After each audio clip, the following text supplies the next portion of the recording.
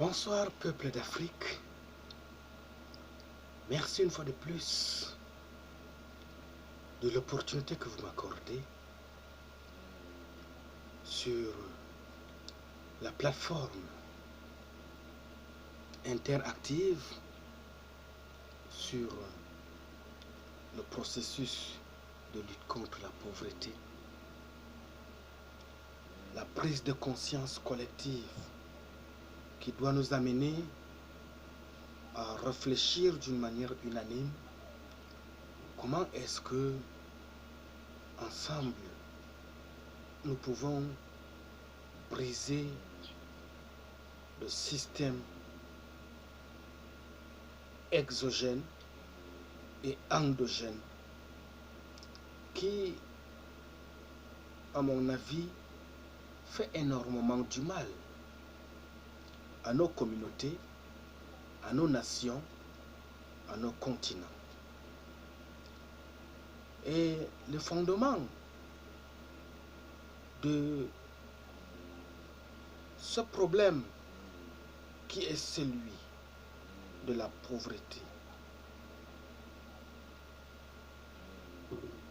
est également les causes fondamentales de l'inaccessibilité aux ressources monétaires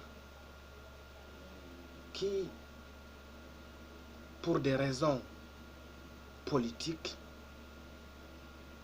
maintient l'élite dans l'opulence financière et les couches défavorisées qui constituent le reste de la population dans une extrême pauvreté.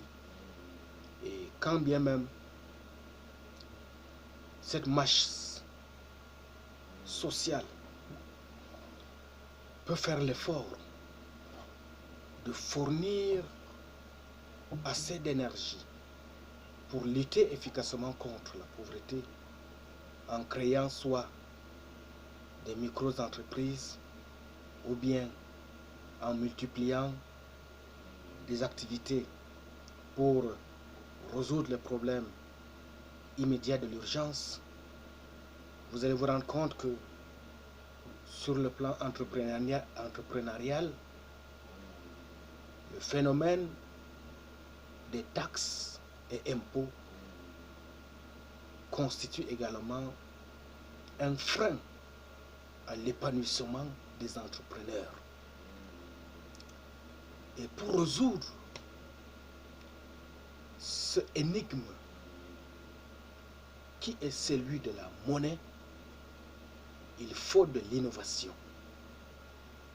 Et cette innovation, ce monde qui est devenu aujourd'hui un village planétaire, ce monde où les humains ne sont plus éloignés les uns des autres, quelles que soient les circonférences des continents,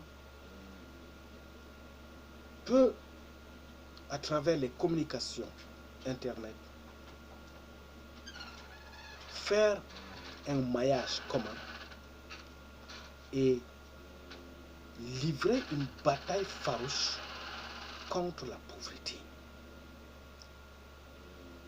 Pour mieux saisir la portée de la lutte contre la pauvreté à travers l'innovation monétaire que nous proposent les crypto-monnaies en particulier et l'économie numérique en général, il est utile de décrire les caractéristiques du système monétaire actuel et de mesurer en quoi les crypto-monnaies s'en distinguent.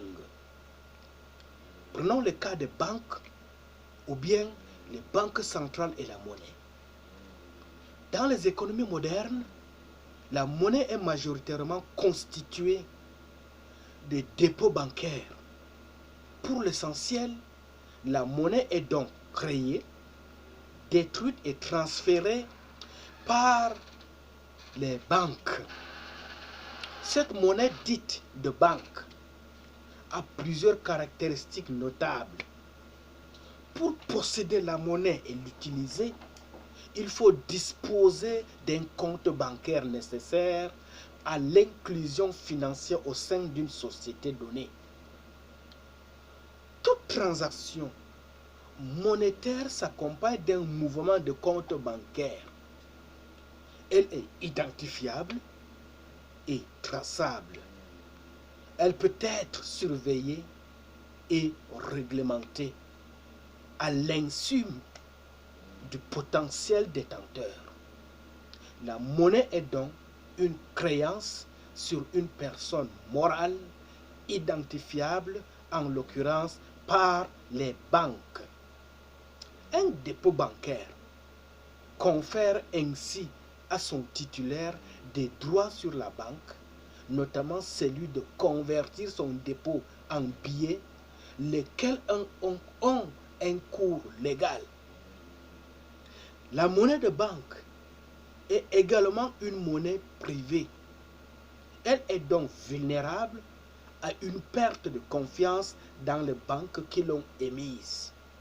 Mais la particularité, c'est que elle bénéficie à plusieurs titres un soutien public, parce que c'est le pouvoir public qui l'ont institué qui a un mot à dire sur son fonctionnement par les mécanismes d'assurance et des dépôts ou d'un accès au refinancement de la Banque centrale.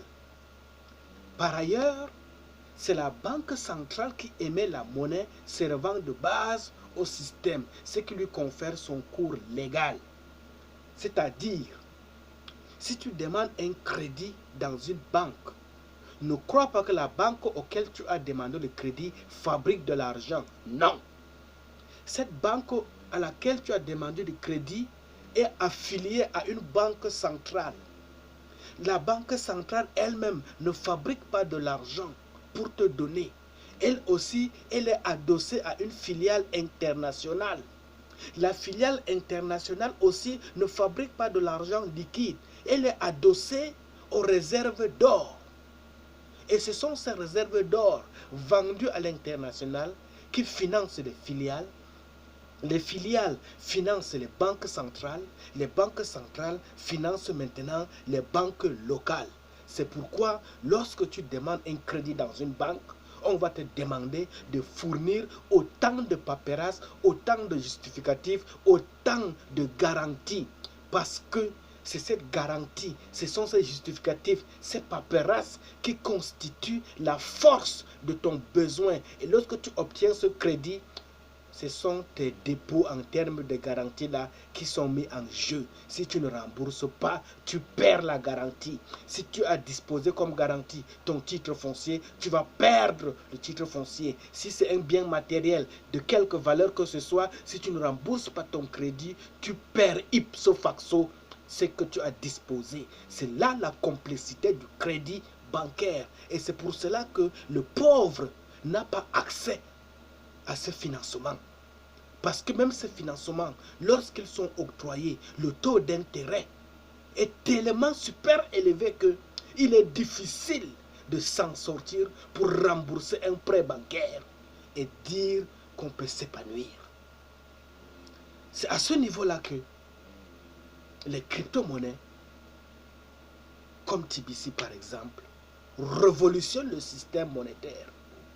Parce que si tu fais tes efforts pour obtenir quelques pièces en crypto-monnaie qui ont une valeur légale aux monnaies classiques, tu es un homme riche. Parce que tu n'as pas de garantie à donner. Tu n'as pas à perdre également ton actif ou bien ton dépôt dans ton compte virtuel. C'est de la même manière que ensemble, nous devons réfléchir pour voir dans quelle mesure est-ce que, frères et sœurs, nous devons apporter une solution viable pour donner un souffle à notre continent. Nous ne sommes pas là pour faire une publicité révolutionnaire contre les banques. Mais nous sommes en train d'apporter juste un éclaircissement ou bien un aperçu de comment ces banques fonctionnent et que ce système ne parvient pas à résoudre le problème de l'homme. que ces financements banquiers continuent leur bonhomme de chemin. Mais nous qui sommes au seuil de la société, en marge de la société, je dirais, qui n'avons pas un avenir meilleur,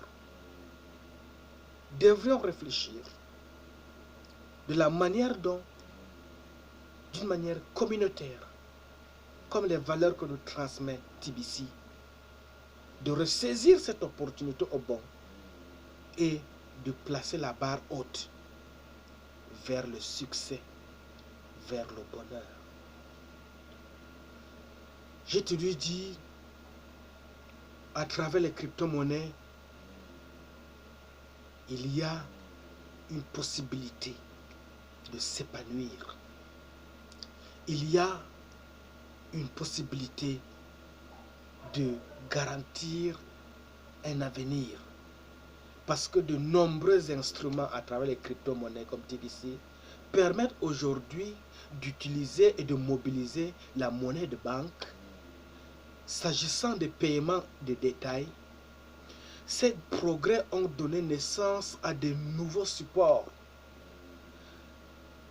Qualifiés de supports, ces monnaies électroniques peuvent aussi donner à penser qu'ils sont différents de la monnaie de banque parce que les crypto-monnaies s'inscrivent dans un continuum ou bien dans une continuité entre les différentes formes de monnaie électronique.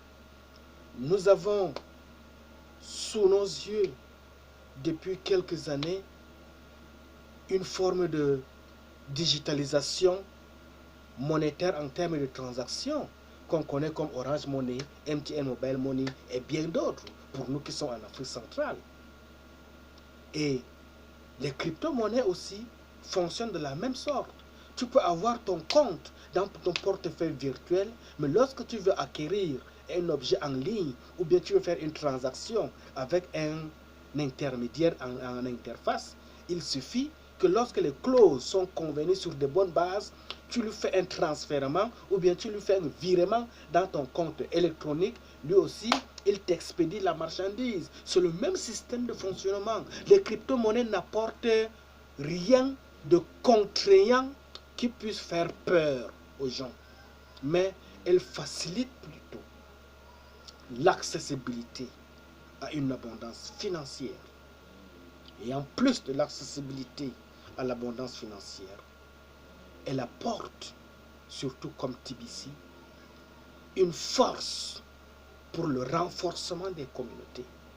Parce que si à travers les monnaies de banque, c'est chacun qui est individuel dans son compte, c'est chacun qui est à titre personnel responsable de son avoir bancaire, TBC par contre nous amène à vivre dans une communauté. Et c'est cette communauté-là qui réfléchit ensemble sur son devenir. C'est-à-dire si nous avons une route à construire qui coûte par exemple 1 milliard ou bien 10 milliards. Si dans un quartier, nous sommes peut-être 100 personnes qui détenons chacun au moins 10 pièces TBC, on essaie d'évaluer le prix de 50 ou bien de 10 millions ou voire de 10 milliards qu'il faut construire, qu'il faut pour construire la route. Chacun essaie de donner, de cotiser un peu. Dès qu'on a le montant cotisé ou bien collecté, on lance